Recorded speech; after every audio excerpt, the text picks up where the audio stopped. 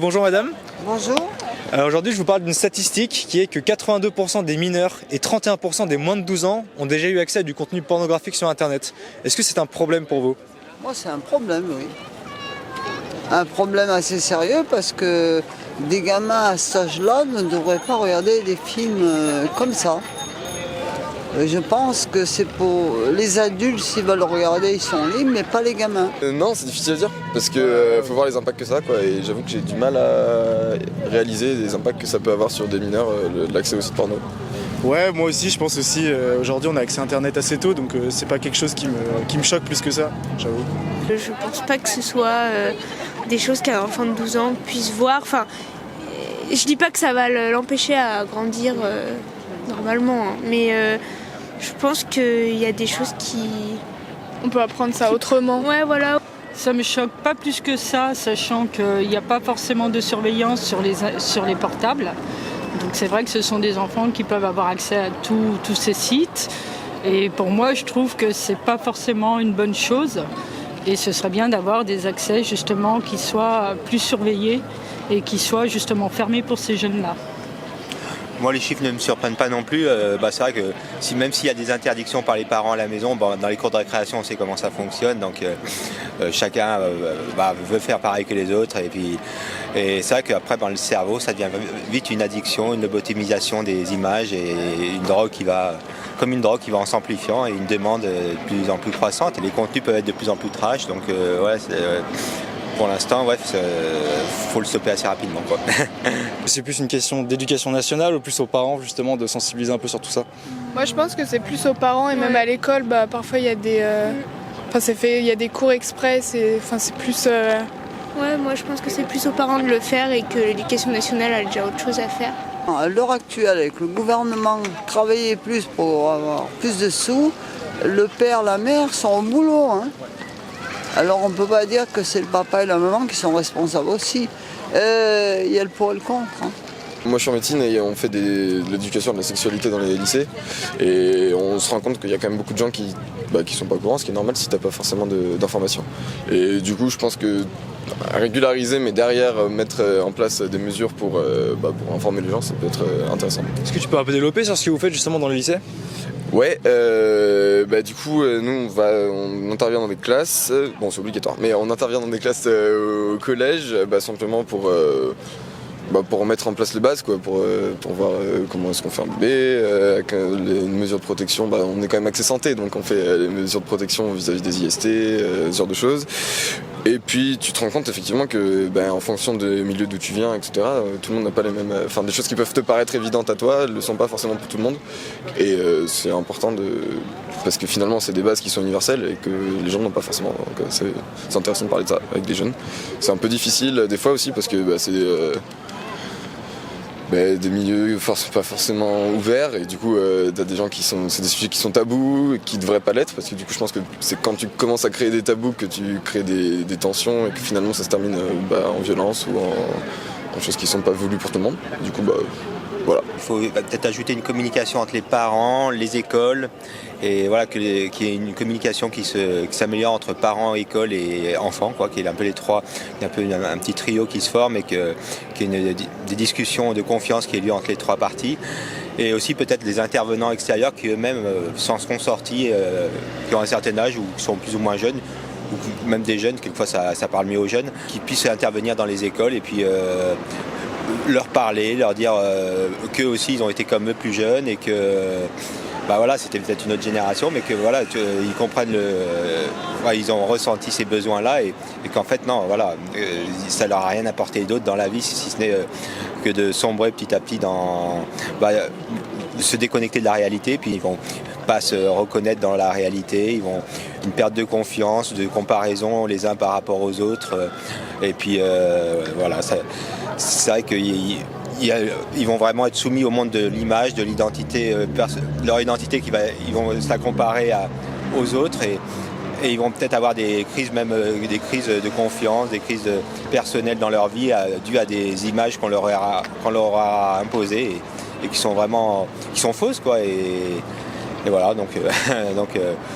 Oui, donc c'est un ensemble de choses qui peut être très perturbant dans une vie pour un individu, quoi. C'est assez ce que tu fais, tu trouves, dans les collèges et lycées, où il faut peut-être aller encore plus loin, Alors, plus d'heures. Combien d'heures par an? Enfin, je me rends pas compte. Non, mais c'est vrai, on fait que dalle, on fait une semaine par an. D'accord. Donc ça fait une après-midi à peu près par lycée, donc 1 heure par classe. Et c'est une mesure qui est toute nouvelle en place, là, ça fait 3 ans je pense que c'est en place pour tous les étudiants en médecine. Et après c'est voué à évoluer je pense, donc avec un peu de chance ça sera mis en place plus profondément. Donc on va voir si ça se fait. Et après, nous, c'est pas parce que tu es étudiant en médecine que tu as de légitimité pour parler de ça. Donc on n'est pas formé, on n'est pas forcément apte à parler de ça avec des jeunes. Donc je pense que s'il y avait des vrais professionnels, type psychologue ou qui peut mettre en place ce genre de choses, ça peut être pas mal. Et vos parents vous ont déjà sensibilisé à ça ou pas? Moi, oui. Moi, pas forcément, mais à l'école, du coup, ouais. On avait fait, et on avait souvent des séances avec des intervenants, enfin des infirmières, etc., qui venaient et ouais. Mais mes parents, non. Okay. Et quand tu dis que tes parents l'ont déjà fait, est-ce que tu peux expliquer un peu rapidement comment ça s'est fait? Parce que c'est un peu tabou des fois dans les familles, c'est pas forcément évident d'aborder ça. Après, ça dépend des familles, mais moi, ma famille, elle est pas vraiment tabou sur le sujet. Ils expliquent avec les bons mots et d'une façon intéressante. Alors que je pense que sur les sites porno, c'est pas forcément pas très réaliste. Oui, voilà, c'est ça. Je pense pas que ce soit. Et je pense que. On n'a pas forcément besoin de ça pour apprendre. Ouais, et puis si des enfants, entre guillemets, parce qu'à 12 ans, on est un enfant, voient ça, je pense que ça peut impacter les relations qu'ils ou elles auront avec leur prochain partenaire. Enfin, c'est très superficiel, je pense. Ça leur donne une image un peu de la vie, entre guillemets, qui est un peu superficielle, je pense. Et enfin, dernière question, justement, une des solutions qui est prévue par le gouvernement pour empêcher les mineurs et n'autoriser seulement l'accès aux majeurs, ce serait ce qu'ils appellent une analyse faciale. En quelque sorte, ce serait connecter sa caméra quand on rentre sur ces sites-là et qu'une sorte d'intelligence artificielle puisse détecter selon les traits du visage si on est majeur ou mineur. Est-ce que vous pensez que c'est une solution optimale ou qui est peut-être un peu trop loin, liberticide? Enfin, qu'est-ce que vous imaginez quand je vous dis ça? Moi, je pense que ça peut être une bonne chose, mais pas faire que ça. C'est-à-dire que, parce que je sais que les adolescents, les enfants sont très malins aussi, savent aussi passer sur la technologie qui peut toujours être contournée. Et forcément, moi je pense que c'est pas que cette solution qui peut être mise en place. Il y a vraiment une sensibilisation, aussi les parents-enfants qui doivent aussi beaucoup parler, en disant voilà, que c'est quelque chose qu'il ne faut pas que ça se fasse, qu'ils sont encore jeunes. Et justement, le fait de leur dire qu'il peut y avoir des interdits, mais que ça peut être aussi dangereux, parce qu'on peut avoir beaucoup de choses sur ces sites-là.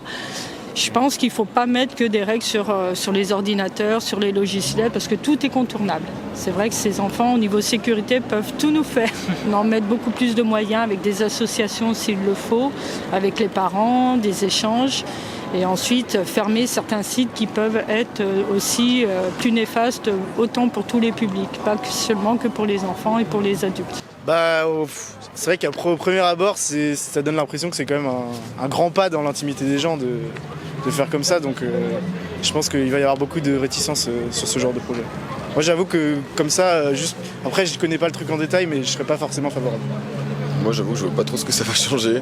Enfin, des heures de mesure pour pas mal de choses, pour l'accès à l'alcool, etc. Et finalement, puis en vrai, il y a toujours moyen de, même s'ils mettent ça en place, de contourner. En vrai, c'est pas. Moi, je pense qu'il vaut mieux axer sur l'éducation et dire que c'est pas vraiment ça dans la vraie vie, plutôt que de faire des interdictions comme on fait tout le temps en France et que finalement c'est stérile et qu'il n'y a pas de suite. Je suis assez d'accord. Alors moi à la base, c'est vrai que je suis pas trop pour tout ce qui est intelligence artificielle, donc bon après ça se développe dans la société, ça existe hein, et ça, on va y arriver de toute façon qu'on le veuille ou non. Alors faut pas que ça soit un prétexte pour que l'intelligence artificielle se développe dans plein d'autres domaines, d'utiliser quelque chose qui paraît sensé et avec de bonnes intentions concernant la pornographie, les sites pornographiques chez les enfants. Du coup, passer par là pour faire passer l'intelligence artificielle, je pense c'est un autre débat, mais j'ai l'impression que voilà, c'est peut-être utiliser certaines bonnes raisons de faire passer l'intelligence artificielle qui peut être liberticide dans d'autres domaines. Après, oui, je pense qu'il faut plus passer par les échanges concrets de la réalité, du quotidien, pour prévenir. Il faut encore faire confiance à l'humain pour être la solution à l'humain. Et puis peut-être développer les activités sportives, les activités culturelles, artistiques dès le plus jeune âge, pour que les jeunes apprennent à prendre plaisir à faire des choses manuelles, sportives, à s'épanouir dans certaines zones d'autres activités du quotidien, pour ne pas avoir entre guillemets à s'ennuyer en étant adolescent et savoir se faire plaisir, s'amuser avec des jeux sains quand ils grandissent. Ouais, il y a quelque chose qui peut se développer à travers ces activités-là aussi pour être une des solutions. Voilà. Moi, je pense que ça va un peu trop loin. Enfin, c'est un peu intrusif.